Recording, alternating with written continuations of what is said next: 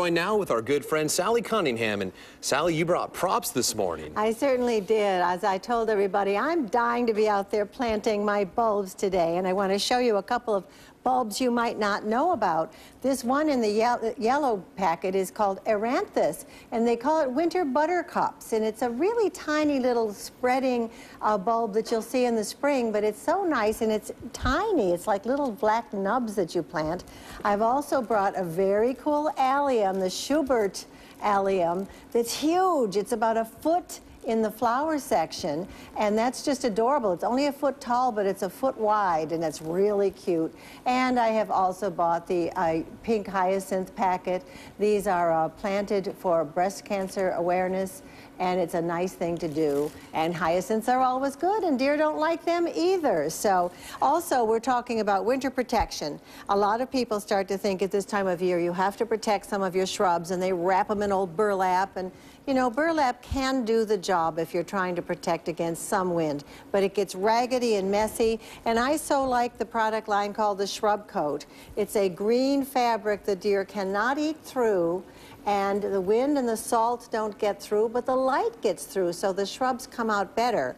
And the things that you would plant if you're trying to take care of certain things would be, the things you would cover would be such delicate plants as Japanese pieris, maybe a young Japanese maple, maybe your rhododendrons that always get winter tattered, or anything precious that was planted in the last year or two. Sometimes while they get started, it's nice to give them winter protection. So I'm recommending the Shrub Coat or Shrub Cover line, available at some area nurseries. Okay, we have our first call for you, Sally. We have Tom from Kenmore. Good morning, Tom. What's your question? Hi, Sally. I have a quick question about my front lawn. We've taken pretty good care of it throughout the summer, and recently we noticed a pretty large patch of mushrooms. And I'm just wondering how the best way to deal with that is.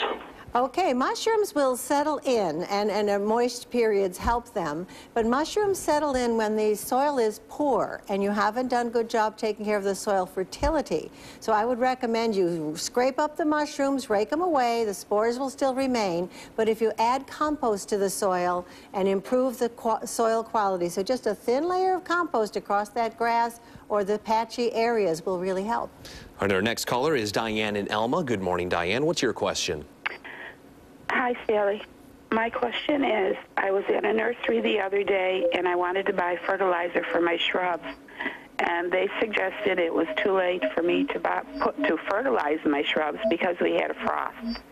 That's not correct, dear. What is correct, what Cornell University recommends is that it's a fine time in October, even into early November, when the trees and shrubs are going dormant, that it's a fine time to fertilize them. The fertilizer they need will be there in spring. Some of it will get to the roots now. So it is a fine time to fertilize dormant trees and shrubs. All right, our last caller this morning is Linda in Forestville. Good morning, Linda. Morning, Sally. I'm calling because my neighbor has iris that she didn't deadhead, and they formed pods. Yeah. Have you ever heard of such a thing? Sure, those are the seed pods, and they will form seed that way, and you could grow some more iris, but you have to be really patient. I think it's a lot smarter if you just get the iris tubers and go ahead and plant irises the regular way, but everything starts from seeds at some stage, so there you have it. All right.